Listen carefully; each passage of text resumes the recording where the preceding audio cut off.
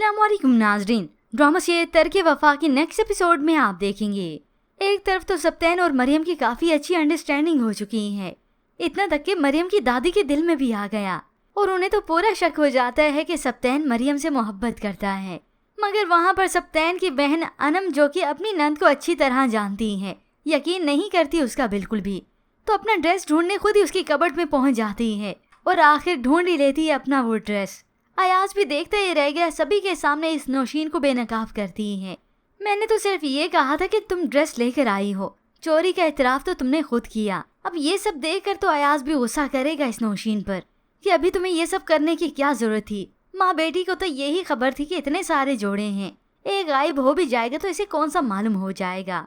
तो उधर सब्तैन, जिसके आड़े बार बार ये महक आ रही है, क्योंकि महक तो चाहती है कि सब्तैन उसे अपना ले, अब माफ कर दे उसकी माजी की गलतियों को। सब्तैन की उससे बात हुई तो उसे साफ कह देता है, तुम्हारा ये जिद्दी अंदाज है, कल भी हमारे रास्ते में आया था और मुझे लगता है अब भी आएगा। महक तो उससे अपनी मोहब्बत का इजहार करती है फिर से, मगर अब की बार सब्तैन तो किसी और का हो चुका है। वो उसकी बात नहीं सुनता, उसकी कॉल ड्रॉप कर देता है। और उधर आसिफ है कि मरियम के साथ जबरदस्ती करने की कोशिश करता है, क्योंकि मजबूरन वालिद ने जिम्मे लगाया इस आसिफ के, तो वही मरियम को ड्रॉप करता है।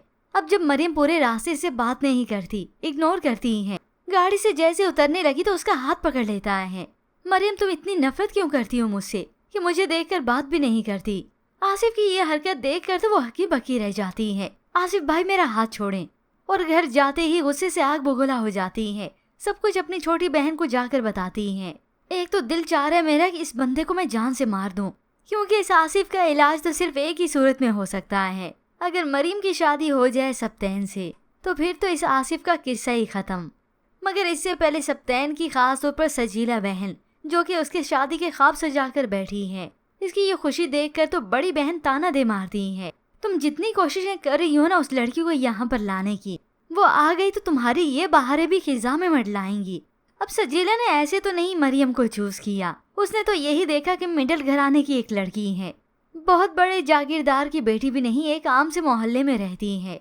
अब इस सजीला के वहमो गुमान में भी नहीं कि ये तो एक इंजीनियर है और सब्तैन की एम्प्लॉय है। मोहल्ला देखकर उसे भी एक आम सी लड़की लगी।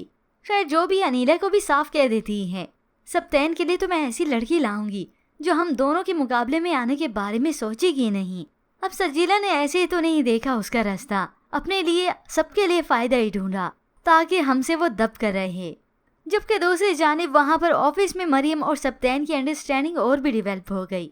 मरियम भी अब आहिस्ता आहिस्ता करके सब्तैन को चाहने लगी हैं।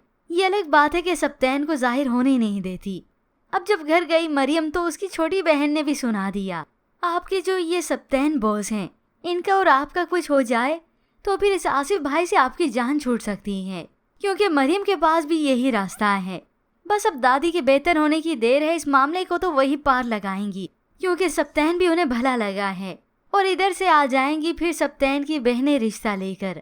होप सो ये अनीला शुरुआत में आई ना, क्योंकि उसे मालूम होगा ही नहीं कि यही सब्तैन की एम्प्लॉय है। मगर ऐसे में व्यूअर्स, आपको क्या लगता है, क्या सब्तैन इजहार कर पाएगा मरियम से अपनी मोहब्बत का, या आपके बार डायरेक्ट रिश्ता ही भेज ही देगा? मजीद ड्रामा आज रिव्यूज के लिए आप देखते रहिए उर्दू रिव्यू।